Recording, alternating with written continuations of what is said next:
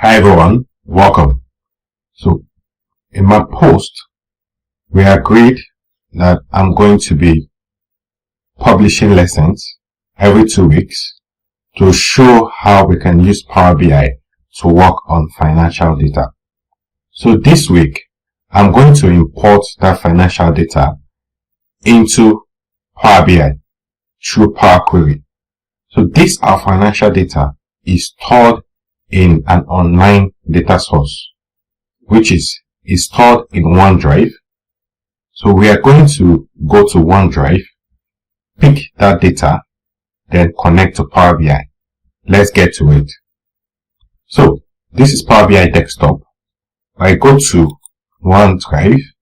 I have my data here, database for training. So I'm going to click on it. Okay. This is the training database that we are going to be working on all through this series of lessons. So, for me to be able to work on this on Power BI, I need to publish this particular data to web. So let me quickly publish to web. So to publish to web, I come to File, Publish to web. Then I publish the entire document as publish as Excel. I publish on OK. So this link, copy this link, then come to Power BI desktop. So then go to Get Data. So I connect using the web connector right here. I click on the web connector. Okay, so I paste the URL here, which is the link I copied from the data I published to web. I click on OK. So this connects to the data and takes me to Power Query Navigator, right? So on Power Query Navigator, let me see my, okay, so for Power Query, I'm going to select all this data. I'm going to select everything because I'm taking everything to Power BI. I'm putting everything to Power BI. So I'm going to select everything.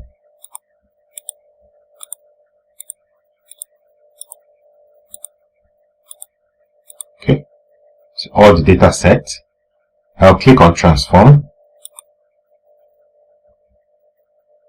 Okay, this will redirect me to Power Query, where I will get to clean the data, shape the data to what I desire, that I can use for reporting, right? So let's start from our dimension files. For country dimension, we have a whole lot of nulls here. So, and for the column quality, we can see that it's not yet 100%. If the column quality is not yet 100%, that means there's an issue with the data. So you can assess column quality by going to View and just ticking it here, column quality. So it helps you know your column, if it's clean enough for analysis. So if I back out null here, comes up with the clean data.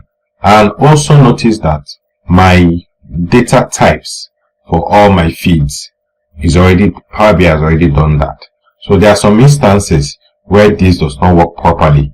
So you just have to check to ensure that it's formatting properly before you move on. In terms of the change type, whenever you import, it automatically does this change type for you. So what you need to do is to check properly if it aligns to what you want. If it doesn't align, so I advise you uncheck the change type, then change everything yourself. Right? So let's go to the division or group. So same issue. I have some nulls there. And just go and say, in case you have a whole lot of text filters. So when we get there, so I just back out. In case you have a whole lot of text that you can't see this null, so you can use text filters does not equal that is under method, does not equal null, N-U-L-L. So does not equal null. So that takes null off too. So in case you have a whole lot of filters, millions of rows that you can't just uncheck null, this is another method of removing nulls or any kind of data that you don't want to see. So for the finance account, as we explained, this is the account that holds every kind of expense or every kind of income. It's an income or an expense account. Everything is here. So for this, you can see my empty rows. I have 96% of my rows as empty, so that is null. So I use the same method. So number filters does not equal null. Okay, click on OK, then everything is fine. I also check my data formatting, the data type, if everything is okay. So for my checks, everything is okay, then I can continue. For the account header, so apart from the fact that I have nulls in all these columns I require, so when I check, I'll see there are some columns I don't need that are on this data. Some empty columns are on this data. So what I will do is to hold Shift and Control, click on this third one to highlight the first third cell. Then I right click, I will remove other columns. Right? Then I come back here and uncheck null. Then I'm good to go. I come to expenses. So all of these are formatting correctly except the date. So I come here and take it off, change the change type. So I take the change type off. So I come to date, come to the formatting here and make this date. So for the rest of the data, I click on the first column, Ctrl Shift, click on the third one. I take my hand off Shift, then click on the last one, jumping this date. And I come to transform and do dictate data type.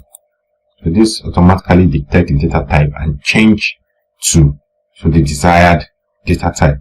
So upon checking this, I can see that everything, the kind of data type I want, that's what I'm getting. So it's fine.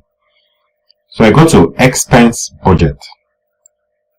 So same thing, I take off on the apply steps, I take off the change type, then I come to date and make this date. Then, so same thing, click on this first column, hold Ctrl and Shift, leave Shift, click on this, dictate data type. So same thing with income. Okay, take this off, make this date, first 3, last one, dictate data type. Okay, for budgeting, the budget, same thing, make this date, click on the first 3, the last one, then dictate data type. So, right, so I've done the cleanup relating to changing data type, removing the empty rows, removing empty columns, and all of that. So the next thing now is, so because of what I want to achieve in these financials, for my actuals, I will have to combine actuals and budget. Actually, I'll have to combine them together. Expense and revenue, I have to combine expense and revenue together. Actual expense, I have to append with actual revenue. Budgeted expense, I have to append with budgeted revenue. So let's quickly do that. So for income, income revenue. So before I append, I will just go and add an additional column. So add column from example. So let me start from expense. So I'll do it accordingly. So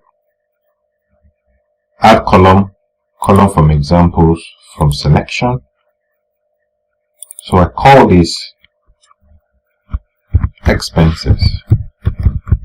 So once I type it in 2 lines, it will auto display across the data. Right? So I call this type.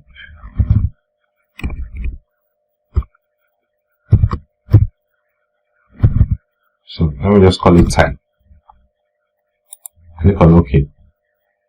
So that loads and updates that column called expenses.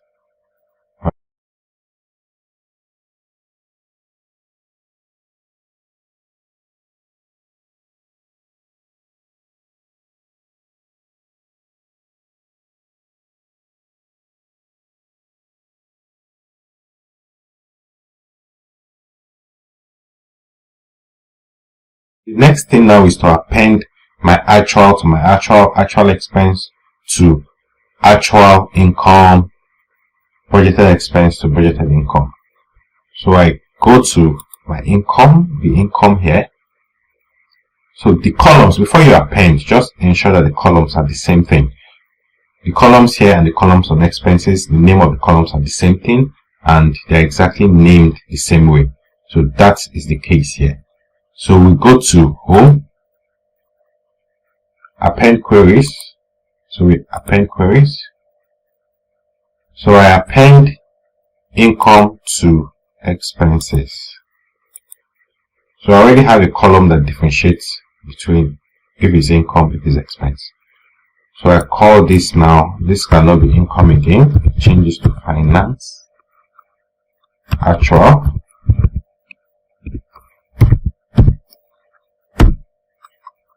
okay, that's done. So for the budget, I come to the budget. So this again, so I come to home, append. So 2 tables. So I append this to this income budget and append to expense budget. Click on OK. So that is done. So I call this finance budget. Finance budget. So click on OK. For these expenses, I will need these expenses and this expense budget to load into my data model. To go into my data model, not just cause unnecessary data here and there. So what I'll do is to right click and disable load here. So for the expense budget, the same thing. I disable load. Then, so upon doing this, my cleanup is ready. All my files are fully cleaned up. The next thing is to come to close and apply. I click on close and apply, and this applies into Power BI desktop. Okay, that'll be all for this class, for this lesson. So I will see you in the next 2 weeks where I will show you how to create a dynamic calendar table with DAX, and we will look at data modeling in Power BI. So also to inform you that our all-in-one Power BI course is live now. You can register at www.mastertutors.net. You can register there and just take the course. Okay, this is showing failures. Let's see what is causing the failures. Okay, unable to connect to remote server. That is an online data source. So let's refresh again. So it happens. So if we refresh again, this should pick up. So as I was saying, the course is available now. So, and originally we plan to sell the course for 31,000, but now we are running a promo that brings it down to 12,000 per month. So it's just take that course. It reduces your learning curve a whole lot. It reduces your learning curve a whole lot. And you're going to learn a whole lot relating to finance data, transactions data, loan data, how to use DAX routine to solve a whole lot of common business problems. Let's get the course and you'll be glad you did. So this will be all for this week. See you in the next 2 weeks.